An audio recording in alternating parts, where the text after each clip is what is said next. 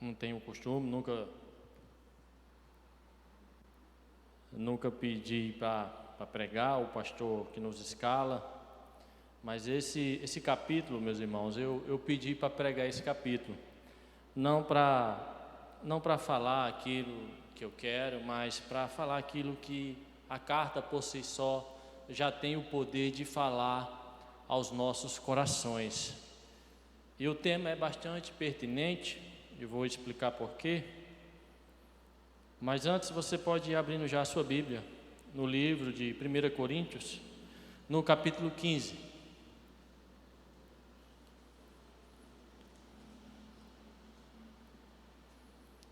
Livro de 1 Coríntios, capítulo 15, para a gente ganhar tempo, nós vamos ler do verso 35 ao 58.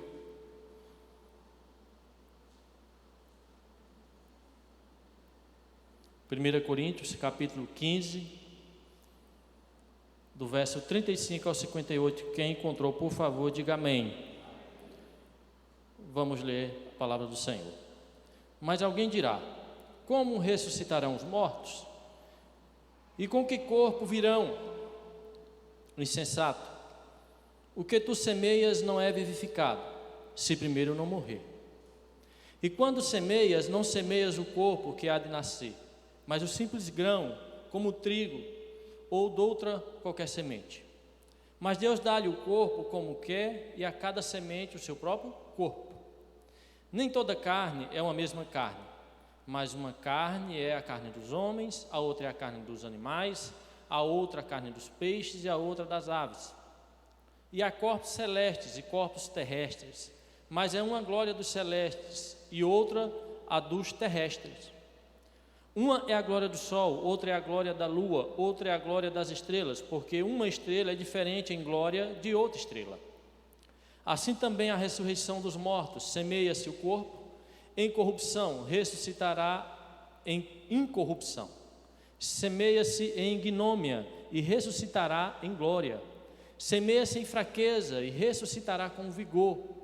Semeia-se em corpo animal, ressuscitará em corpo espiritual. Se há corpo animal, há também corpo espiritual. Assim também está escrito: o primeiro homem, Adão, foi feito em alma vivente, o último Adão em espírito vivificante. Verso 46. Mas não é primeiro o espiritual, senão o animal, depois o espiritual. Primeiro o homem da terra é terreno, o segundo homem, o Senhor, é o do céu. Qual terreno? Tais são também os terrenos. O qual celestial, tais também os celestiais. E assim como trouxemos a imagem do terreno, assim traremos também a imagem do celestial. E agora digo isto, irmãos, que carne e sangue não pode herdar o reino de Deus, nem a corrupção herda a incorrupção. Eis aqui vos digo um mistério: na verdade nem todos dormiremos, mas todos seremos transformados, no momento, no abrir e fechar dos olhos, ante a última trombeta, porque a trombeta soará e os mortos ressuscitarão incorruptíveis, e nós seremos transformados. Aleluia. Porque convém que isto que é corruptível se revista da incorruptibilidade, e isto que é mortal se revista da imortalidade. E quando isto que é corruptível se revestir da incorruptibilidade, isto que é mortal se revestir da imortalidade, então se cumprirá a palavra que está escrita: tragada foi a morte na vitória. Onde está, ó morte, o teu aguilhão? Onde está, ó inferno, a tua vitória? Ora, o aguilhão da morte é o pecado, e a força do pecado é a lei. Mas graças a Deus, que nos dá a vitória por meio do nosso Senhor Jesus Cristo. Portanto, meus amados irmãos, sede firmes e constantes, sempre abundantes na obra do Senhor, sabendo que o vosso trabalho não é vão nu. Meus irmãos, aproximadamente 2 anos, eu já falava a respeito desse tema, essa esperança maravilhosa, a esperança da ressurreição de Cristo. Não à toa, porque estamos aí vivendo 2 anos aí de pandemia, e o pânico e o pavor tomou conta da sociedade e entrou também no meio da igreja. As pessoas ficaram com medo de morrer, com certa razão, é bem verdade, ou com muita razão, depende do seu ponto de vista. Mas o fato é que o pânico tomou conta, passando a mensagem, ainda que de forma direta ou indireta, como que se a gente fosse viver só aqui, como se a gente tivesse apenas de prazo de validade aqui na terra, que de fato a gente tem, essa é a única certeza que a gente tem antes de Jesus voltar, senão nós nem todos morreremos, como diz a palavra. Mas o pânico tomou conta, e essa palavra veio ao meu coração. Eu digo, não é possível. Aquele que não conhece o Evangelho de Cristo, a gente até entende que ele se desespere, a gente até entende que ele corra para um canto, corra para outro, liga o rádio, liga a televisão, faz qualquer coisa, acessa aí uma informação e procure saber se é um fio da esperança. Mas a esperança do crente, ela não está resumida somente aqui na terra. A esperança do crente e do cristão é que nós temos a ressurreição por meio do nosso Senhor e Salvador Jesus Cristo. E isso, meus irmãos, eu confesso que isso me intrigou. Para ser sincero e fazer um desabafo, eu fiquei indignado, irmãos, porque certas autoridades nos impediram de que o Evangelho fosse pregado. Aí você diz, não, irmão, a internet, louvado seja Deus, irmãos, que o nosso ministério pôde usar a internet para pregar o Evangelho. Mas eu faço uma pergunta, e as outras igrejas que não tinham essa ferramenta, como fizeram? Outras igrejas, outros irmãos, que não tinham o poder ou a ação de alcance da internet, o que fizeram? E eu fiquei indignado com isso, meus irmãos. Eu fiquei indignado com isso, porque o Evangelho não pôde ser pregado. Muitas pessoas, meus irmãos, morreram nos leitos dos hospitais, porque o Evangelho não pôde chegar no momento que essas pessoas mais precisavam. Quantas vidas poderiam ter sido salvas? Pessoas que nunca ouviram falar dessa palavra, que tinham a esperança que a vida não era só aqui, que nós tínhamos uma ressurreição em Cristo Jesus, ainda que morresse o corpo aqui, mas que ela poderia alcançar a sua salvação e gozar da vida eterna. Mas isso foi tirado, de certa forma, porque eu louvo a Deus, irmãos, que tem ainda uns crentes ainda meio doidos, meio corajosos. Eu soube esses dias que estiveram aqui na UPA. Eu sei que está sendo gravado, eu sei que os irmãos não vão cabuetar lá fora, mas teve uns irmãos, eu fiquei sabendo esses dias, que estiveram lá, irmãos, e pôde pregar o Evangelho para aquelas pessoas que estavam ali, morrendo. E eu soube um testemunho lindo, que teve pessoas ali que foi alcançada por aqueles irmãos. Desabafo feito. Eu quero entrar no contexto aqui dessa carta. A verdade é, meus irmãos, que muitos irmãos ali de Coríntios estavam sem essa certeza da ressurreição. Eles estavam meio em dúvida, eles estavam meio sem entender, porque a cultura grega daquela época, a cultura grega, havia dois pensamentos naquela época. Uma era que o corpo precisava morrer, o corpo mau precisava morrer, para que o espírito, que era bom, pudesse ficar livre e não pecar mais, mas que não teria uma ressurreição. Uma segunda muito forte, levantada pelos hedonitas, pregada pelo filósofo Epicuro, 350 anos antes de Cristo. Ele pregava e ensinava na sociedade grega que a vida era só o aqui e agora. Morreu, acabou. Essa era a cultura da época do apóstolo Paulo. E Paulo, irmãos, traz aqui nesse capítulo, talvez o capítulo mais detalhado a respeito da ressurreição, para ensinar e mostrar ao povo grego que a vida não era só o aqui e agora. Existia o pós, existia a ressurreição. E ele vai falar disso e vai tratar disso a esses irmãos aos Coríntios. Ele vai começar falando do verso 1 ao verso 4, não precisa ler. Essa noite a gente vai ter que se desdobrar aqui. Eu vou ter que muitas das vezes acelerar o vídeo e colocar na velocidade 1,5, para que a gente possa ganhar tempo aqui e tentar explicar aqui algumas coisas. Mas do verso 1 ao verso 4, irmãos, Paulo vai enfatizar ali, vai dar ênfase a respeito da ressurreição e dizer àqueles irmãos de Coríntios é que a ressurreição ela tinha um respaldo nas Escrituras, do verso 1 ao verso 4. A ressurreição não era algo novo, não era algo que estava sendo pregado por Paulo a partir de agora.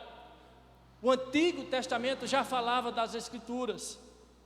Do verso 5 ao verso 8, Paulo diz, ele argumenta ali, e explicando àqueles irmãos a respeito da ressurreição, que o primogênito da ressurreição foi um fato real, e que muitos poderiam testemunhar isso. Está aí do verso 5 ao verso 8, do verso 9 ao verso 10, todos os apóstolos, eles pregaram acerca da ressurreição. Veja que não era só Paulo que estava pregando ali a respeito da ressurreição, outros discípulos também pregaram a respeito da ressurreição. Do verso 12 ao 14, Paulo vai dizer, olha, sem a crença da ressurreição, a fé é morta. Se vocês não crêem na ressurreição, de nada vale a fé de vocês. E Paulo vai argumentando, explicando isso àqueles irmãos a respeito da ressurreição. Do verso 15 ao verso 19, Paulo usa de argumentos lógicos. Se Cristo não ressuscitou, não poderia, as pessoas poderiam voltar à sua prática de pecado se realmente não tivesse a ressurreição em Cristo Jesus. E Paulo começa a explicar, Paulo explica, diz, olha, o que eu estou dizendo a você é verdade. Ele apareceu primeiro a Pedro, depois aos apóstolos, e mais de 500 irmãos também viram Jesus ressuscitado. Paulo argumenta, lógico, por quê? Porque se Jesus não tivesse ressuscitado, os que duvidavam da ressurreição, porque muitos, o texto vai dizer, que muitos ainda estavam vivos, e eles poderiam perguntar a esses irmãos, olha, Jesus, aqui Paulo está dizendo que ele ressuscitou, é verdade mesmo? E eles estavam vivos e podiam confirmar. Paulo vai dando argumentos sólidos e verdadeiros que a ressurreição era real e verdadeira. Sabe, meus irmãos, e durante esses anos aí, esses 2 anos, parece que isso meio que se perdeu. Cristãos preocupados só com aqui e agora. Cristãos que se preocupam só com as benécias, aqui e agora preocupado. Sabe, meus irmãos, mas aquele, e Paulo vai dizer isso no verso 19, se esperarmos em Cristo apenas aqui nesse mundo, somos os mais miseráveis. Sabe, meus irmãos, isso é maravilhoso, porque a nossa esperança ela não se acaba aqui, a nossa esperança ela é eterna. Louvado seja o nome do Senhor Jesus. Perceba isso, meus irmãos, do verso 20 ao verso 28, Paulo explica àqueles irmãos como o pecado entrou através de Adão. Através de um homem entrou o pecado e assim também a sentença da morte. Mas também por um homem também entrou a ressurreição, o primogênito da ressurreição, para nos garantir que é real e verdadeira. E Paulo explica, diz, olha, Jesus ele vai explicar isso, vai expor isso até o verso 28, que a Jesus está sujeito todas as coisas, inclusive a morte. Louvado seja Deus. Do verso 29, irmãos, Paulo vai continuar, esse capítulo, Paulo está argumentando àqueles irmãos e explicando a respeito da ressurreição. E no verso 29, Paulo vai rebater uma heresia daquela época. Você pode acompanhar na sua Bíblia. Porque havia uma heresia naquela época que dizia que alguns poderiam se batizar pelos mortos. Como que se não?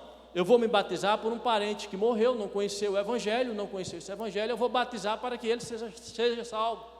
E Paulo está dizendo, olha, nem essa heresia que vocês estão pregando, nem nelas vocês são capazes de acreditar, nem no que vocês fazem. Paulo rebate argumentando uma prática herética daqueles irmãos.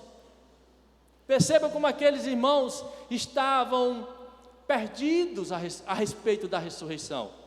Eles estavam meio que à toa, sem entender direito, de forma muito ingênua. Do verso 30 ao 32, Paulo cita os perigos que enfrentou para se pregar o Evangelho. Por isso que eu disse aqui a respeito da minha introdução, que o Evangelho, meus irmãos, o Evangelho ele precisa ser pregado. Muitas pessoas precisam ser alcançadas para que carregue consigo a esperança da ressurreição. Do verso 33 ao verso 34, Paulo vai exortar aqueles irmãos a respeito das más companhias, a respeito daqueles que estavam desviando a verdadeira doutrina. E Paulo diz: cuidado com esses, se afaste, porque as más companhias pervertem os bons costumes. Cuidado, se afaste deles. Paulo exorta. Perceba o capricho de Paulo e o cuidado de Paulo em explicar, em exortar e em detalhar esses irmãos. Mas agora, diminuindo a velocidade, eu quero explicar o texto base que lemos. E Paulo vai responder, irmãos, a duas perguntas deles. Versículo 35, agora eu quero que você olhe para a sua Bíblia, não olhe para mim. No versículo 35, eles fazem duas perguntas que eles faziam a Paulo. Mas alguém dirá: como ressuscitarão os mortos? Ou em com que corpos virão? Versículo 36, Paulo diz: como vocês são insensatos, como vocês são bobos. Até a gente acha de certa forma grosseiro, irmãos, mas é porque muitos ali, eles não estavam querendo aprender, estavam querendo mais confundir do que aprender, e Paulo precisava ser um pouco grosso. Vocês são insensatos. E ele diz: como é que vai ser essa ressurreição? Como se dará essa ressurreição? Em que corpo virá? Como será esse corpo? Ou como é que ele virá? E Paulo vai explicar, do verso 37 ao 39, do 42 ao 44. Mas vamos ler o 37 e o 39, por favor. Hoje é dia da gente ler a Bíblia, amém? Todo dia é dia, mas você tratar em culto de estudo, eu quero ler com você de novo essa passagem. Mas quando semeias, não semeia o corpo que há de nascer, mas o simples grão, como um trigo, doutrora como qualquer semente. Mas Deus dá-lhe o corpo como que a cada semente o seu próprio corpo. Nem toda carne é a mesma carne, mas uma carne é a carne dos homens, e a outra a carne dos animais, e a outra dos peixes, e a outra a das aves. Perceba, meus irmãos, que Paulo vai usar agora da cultura da época, que é a agricultura. A agricultura era o forte da época. E Paulo usa em comparação uma semente. Você coloca lá uma semente, você enterra aquela semente, e no tempo certo aquela semente vai deixar de ser uma semente, vai se tornar uma planta, e no tempo certo dará o seu fruto.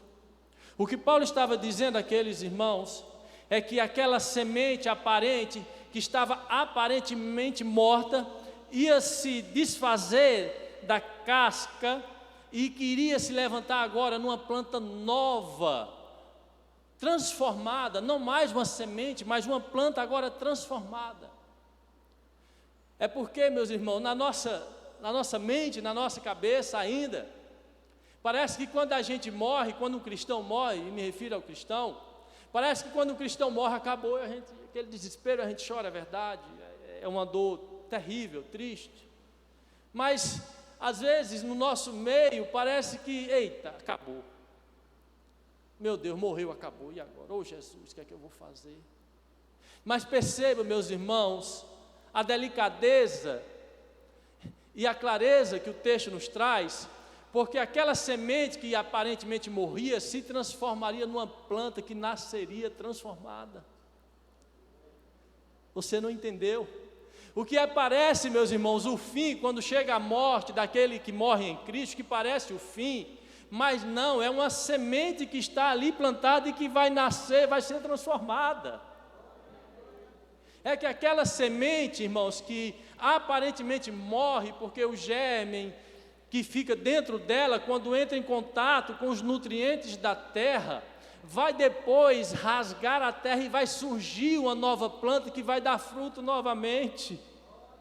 Sabe o que isso está dizendo, meu irmão? O que o texto vai dizendo? Que essa carne podre que nós temos, que se não enterrar ligeiro, não tem quem aguente ficar perto, vai ser morta, vai ser enterrada, mas quando surgir dali, vai surgir um novo corpo transformado, que vai rasgar os sepulcros num barulho tremendo nesse dia, nesse acontecimento lindo da volta de Jesus.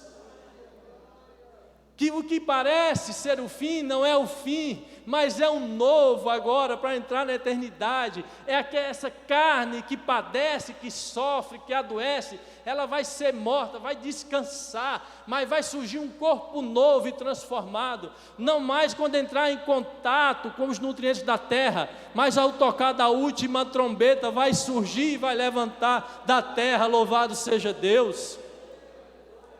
Era isso que Paulo explicava àqueles irmãos.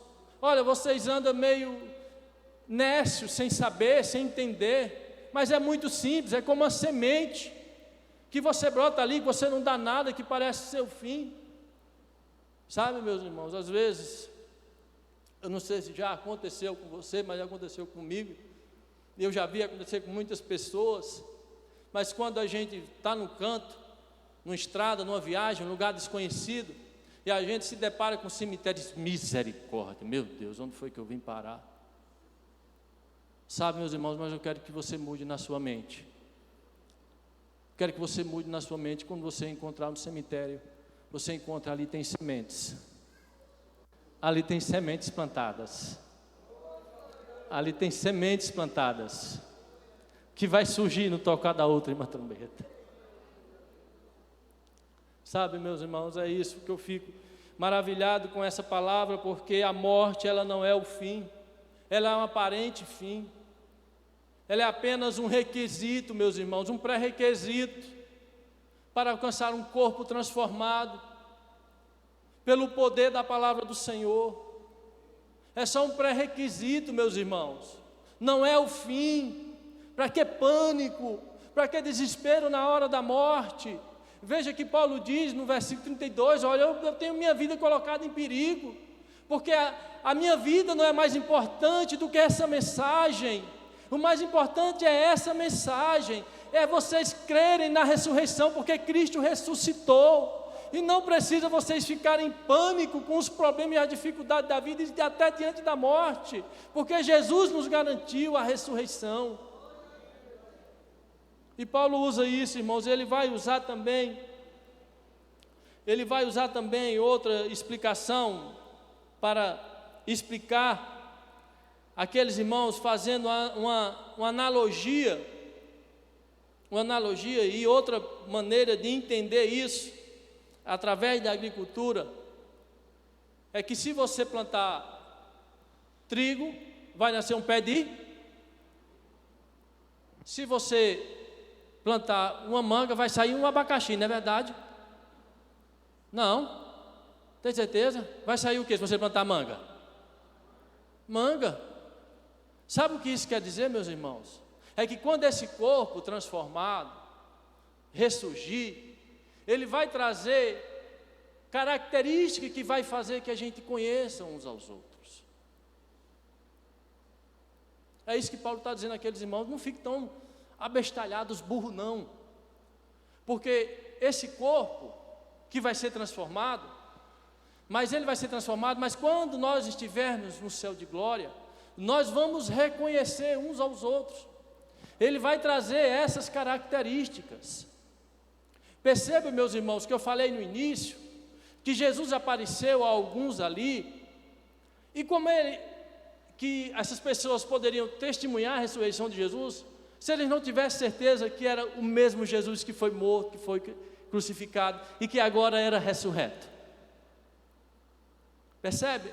A analogia da planta, da semente que se transforma a planta, é porque nós vamos ter essa característica. É porque, meus irmãos, na nossa mente está ainda aquela revista dos TJ que passava na nossa porta lá atrás, aquele homem loiro, aquela mulher loira e do olho azul, que a gente acha que todo mundo vai ser assim.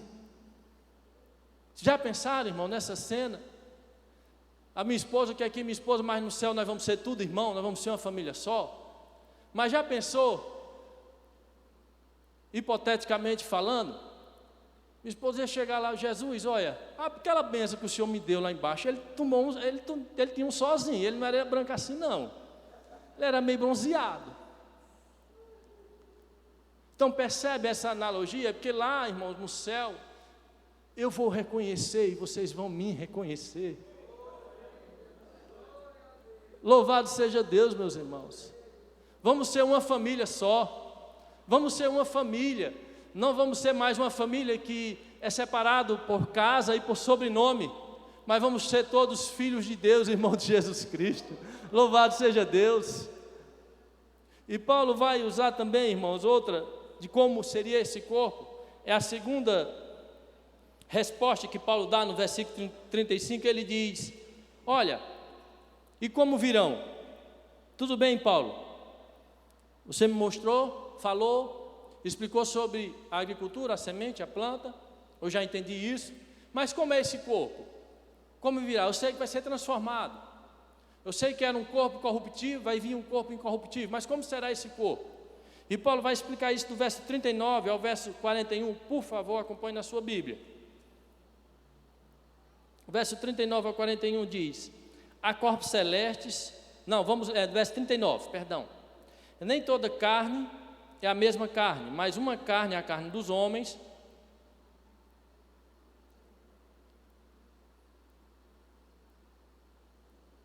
Desculpe, irmãos.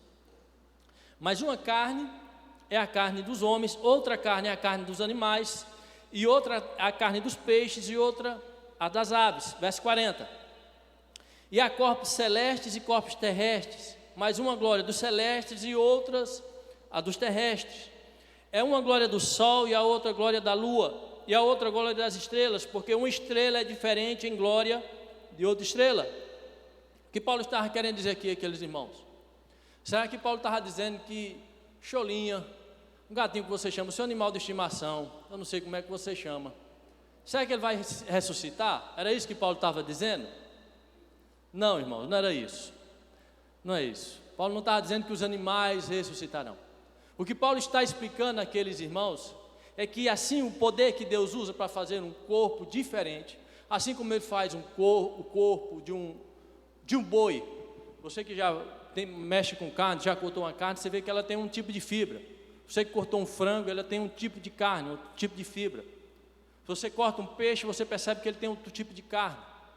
O que Paulo estava dizendo àqueles irmãos, que o Deus que tem o poder para fazer espécies e tipos de carne, de corpos, é o mesmo Deus que tem de poder de transformar, que é um corpo que traz características do homem, que hoje nós conhecemos, mas também que traz um corpo transformado, um corpo que será um ser espiritual.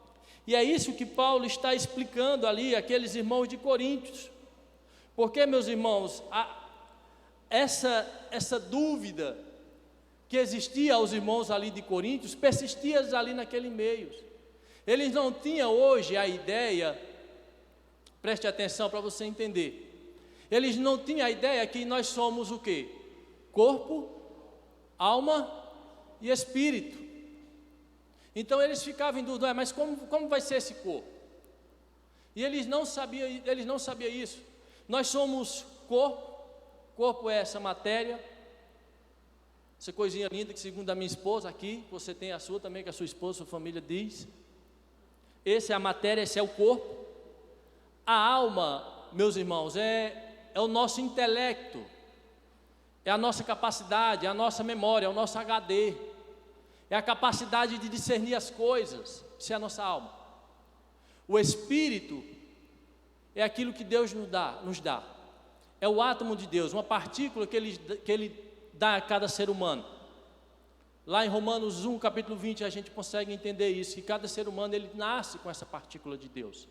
Todo ele. Você pode me perguntar, até gente ruim tem. Todos nós temos. Todo ser criado de Deus, todo homem, ele tem essa partícula de Deus.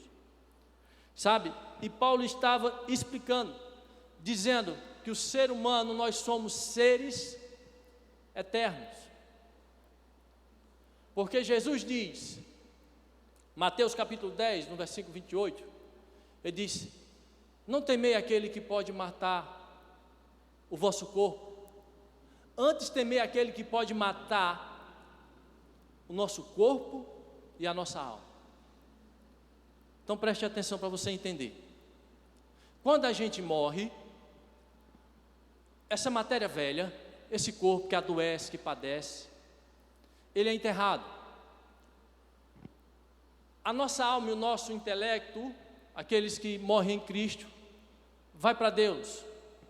Paulo diz isso em Filipenses, no capítulo 1, versículo 23 e 24. Ele diz, olha, para mim o viver é Cristo, o morrer é lucro. Melhor era estar com o Senhor.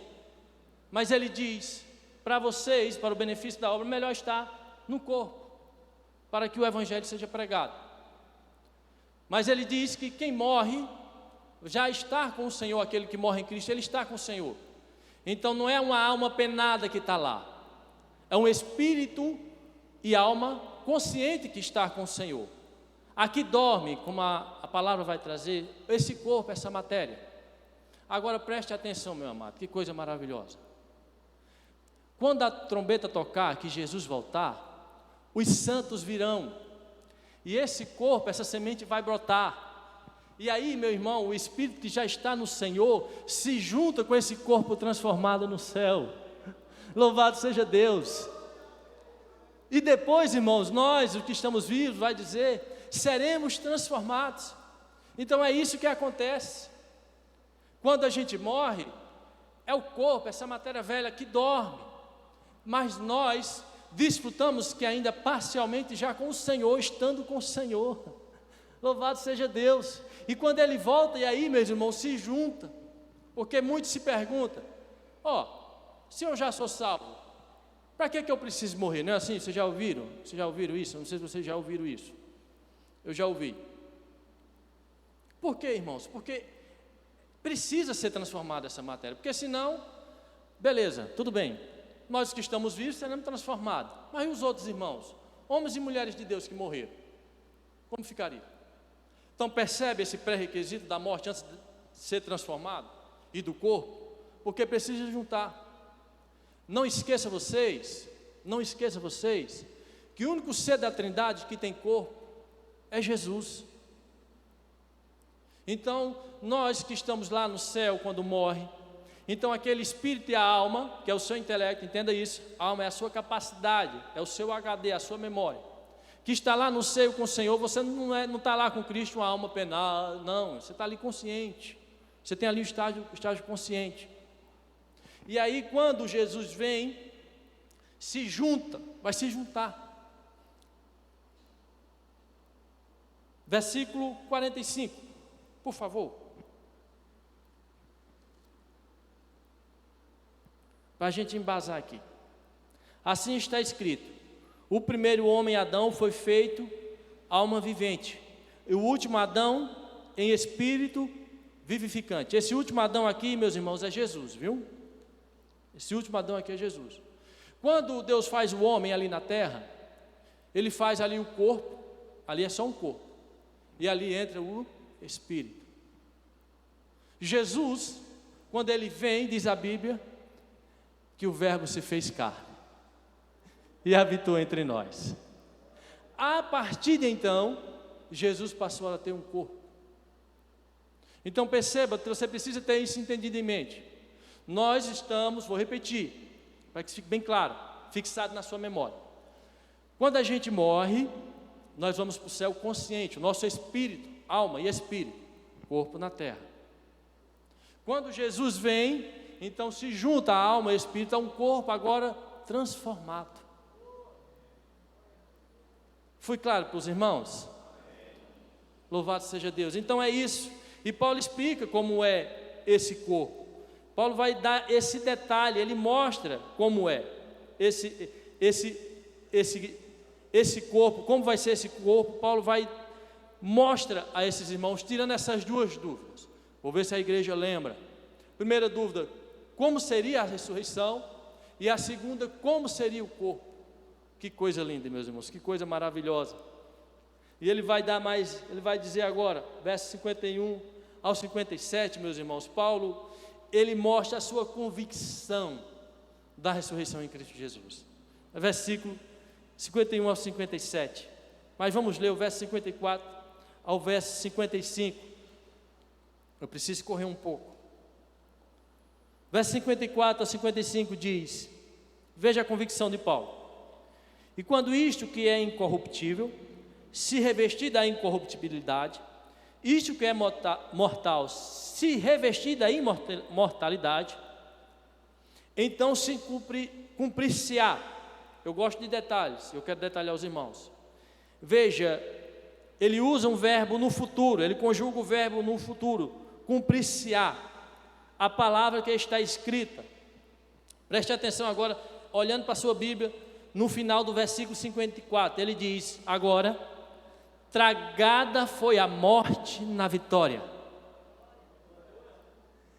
Ele traz aqui o verbo conjugado, meus irmãos. Eu sou péssimo em português, vocês que me ouvem, já deu para perceber isso. Mas Paulo trata de um acontecimento futuro, tá certo? Vai acompanhando o meu raciocínio.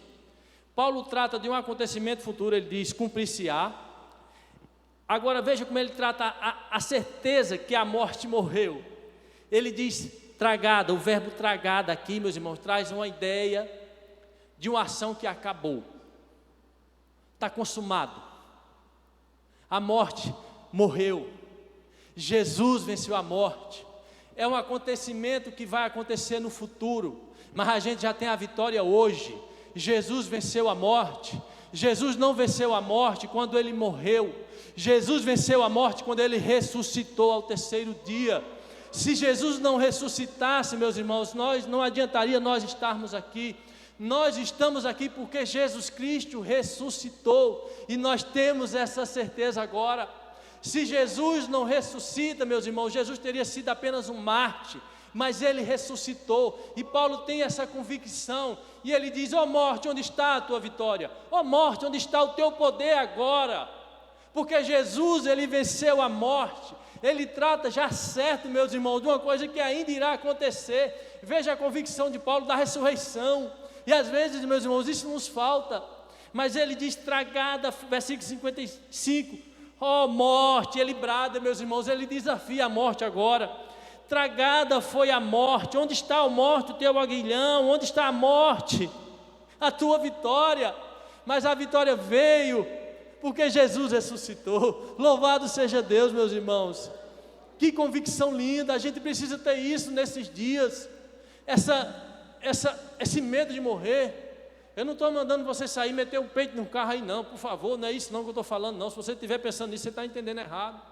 Eu não estou falando que você, quando sair daqui, for dirigir o seu carro, a sua moto, você vai fazer a sua curva a 200 por hora não é isso que eu estou dizendo não. O que eu estou dizendo a você é que você não pode temer a morte, que a morte é um pré-requisito só, porque a ressurreição é certa. Jesus venceu a morte. Louvado seja Deus, meus irmãos. A gente precisa ter mais essa convicção. A gente precisa ter mais isso no nosso coração, essa certeza da ressurreição em Cristo Jesus. Meus irmãos, a vida não é só aqui não. Já pensou? Já pensou, irmãos, a gente tanta coisa que a gente passa por aqui, tanta mazela, tanta dificuldade, tanta luta, tanto perrengue, tanta aperreio, e morrer e acabou. Que evangelho fraco é esse? Mas o nosso evangelho, irmãos, é diferente dos que muitos pregam. O evangelho de Jesus é a ressurreição, é vida, porque Deus é Deus dos vivos e não dos mortos. Ele é Deus dos vivos. Louvado seja Deus, meus irmãos. A gente precisa ter essa convicção da ressurreição, dessa obra linda, completa. A gente às vezes não valoriza tanto o sacrifício de Jesus, é verdade. A gente muitas das vezes não trata com devida reverência que deveríamos tratar, é verdade. Mas a morte de Jesus é apenas uma parte do seu sacrifício, da sua missão. Mas a nossa esperança não foi quando Jesus morreu. A nossa esperança nasceu quando Jesus ressuscitou. Louvado seja Deus, meus irmãos. E ele vai dizer no versículo 58, para mim terminar dentro do tempo, versículo 58, por favor, acompanhe na sua Bíblia, eu vou partir para a conclusão agora. Versículo 58, ele diz, olhando para a sua Bíblia: portanto, meus amados irmãos, sede firmes e constantes, sempre abundantes na obra do Senhor, sabendo que o vosso trabalho não é vão no Senhor. eu gosto de detalhes. Ele usa aqui no versículo 58, ele usa a conjunção portanto, trazendo aqui uma ideia de conclusão. Aí a gente vê, Paulo vai tratando de ressurreição, do versículo 51 ao 57. Aí a gente pensa que Paulo mas o que é que esse versículo tem a ver com a ressurreição? Ele diz: sede firmes e constantes, sempre abundantes na obra do Senhor, sabendo que o vosso trabalho no Senhor não é vão. E aí Paulo vai dar a esses irmãos essa conclusão. Ele vai concluir dando 3 conselhos àqueles irmãos. Primeiro conselho, ele diz: sede firmes. Firmes em quê? O que era que aqueles irmãos estavam tendo dificuldade? Era a respeito da ressurreição. Paulo diz: sede firme nessa promessa. Sede firme. Passei muitos anos tirando a aplicação desse versículo do contexto. Os irmãos do Ministério de Homens podem testemunhar isso. Porque a gente, por mais que a gente possa aplicar, e pode aplicar, não está errado, mas sai um pouco do contexto da carta. Paulo estava dizendo àqueles irmãos, concluindo: sede firmes. Você crê na ressurreição?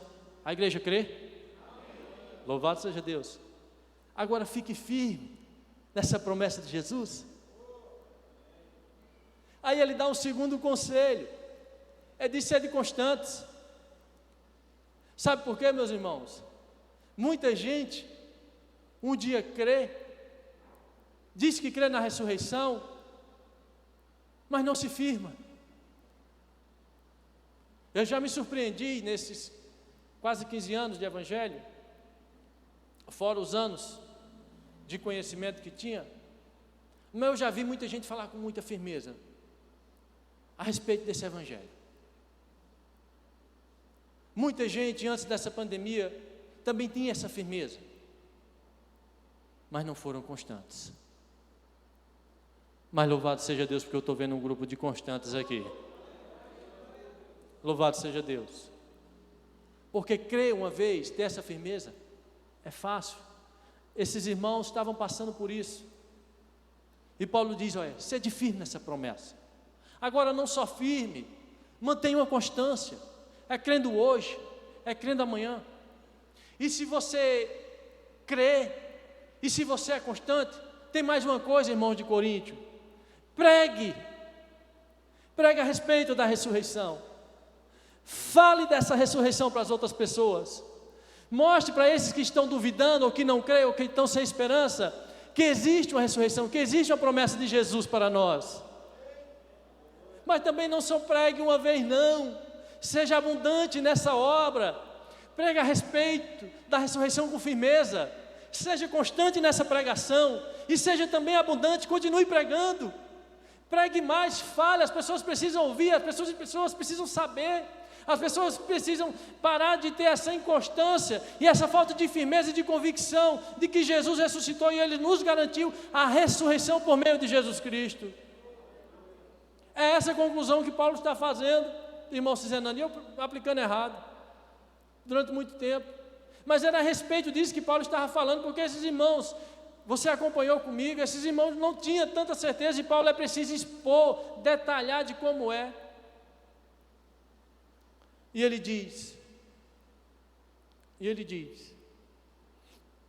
no final, sabendo que o vosso trabalho não é vão no Senhor. Louvado seja Deus. Irmãos, cada vez que a gente se compromete, irmão Jovel, em fazer um trabalho e evangelizar, essas obras estão sendo contempladas. Cada vez, meu irmão, minha irmã, que você se dispõe a pregar o Evangelho, a falar desse Jesus que morreu e que ressuscitou, as nossas obras estão sendo contempladas. Cada vez que você fala de Jesus, fala dessa esperança maravilhosa, as suas obras estão sendo contempladas. Deus é um Deus galardoador. Sabe, meus irmãos, o tempo não nos permite mais falar a respeito desses galardão, mas a gente quer concluir que todo o trabalho, meu irmão, que você faz no Senhor não é vão. E eu sou, meus irmãos, daqueles que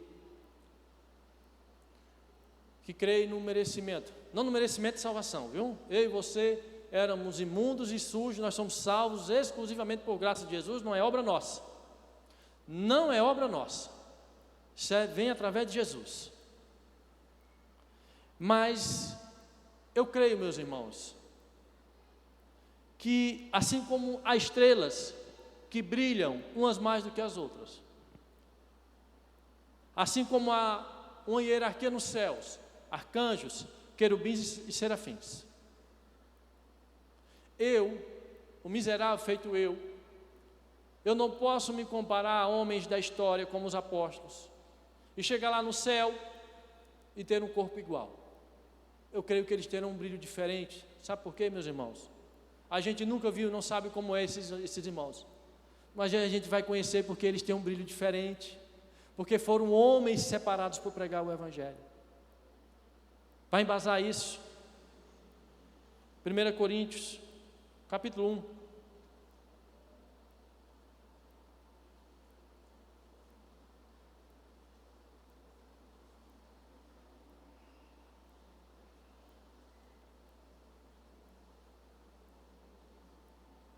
Primeira Coríntios, capítulo 1.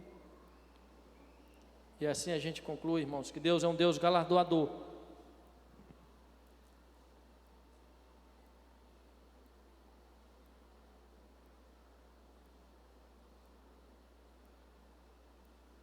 Primeira Coríntios, capítulo 1.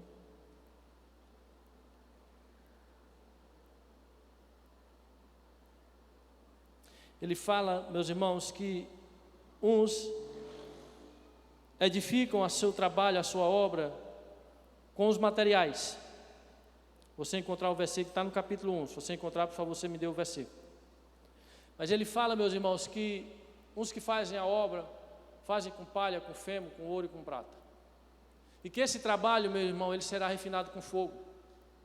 Todavia, diz o texto, que esse material ele será aprovado pelo fogo. Todavia, serão salvos. Louvado seja Deus.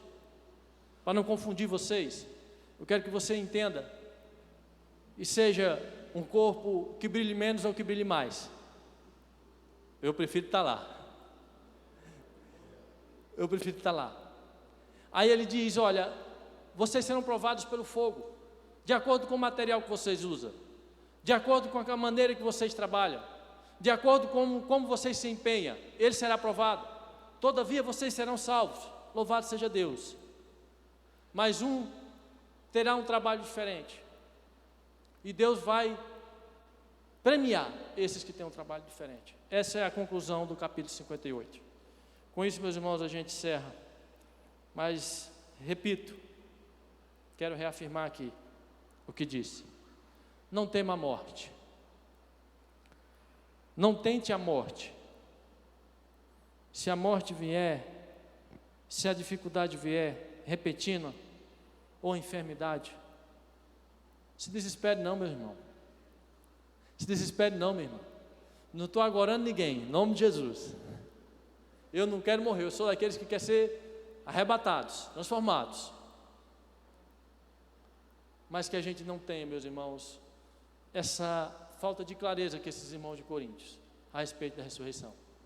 Porque, irmãos, promessa de Deus e realidade é a mesma coisa, são sinônimos. No reino de Deus, promessa de Deus, expectativa e realidade se cumpre. Não fica só na promessa. Promessa de Deus vai se cumprir. O que Deus prometeu vai se cumprir. Essa é a nossa esperança. A maior esperança que nós podemos ter, irmãos, é essa. É que Cristo ressuscitou. E se Ele ressuscitou, nós também ressuscitaremos. Louvado seja Deus. Amém, igreja?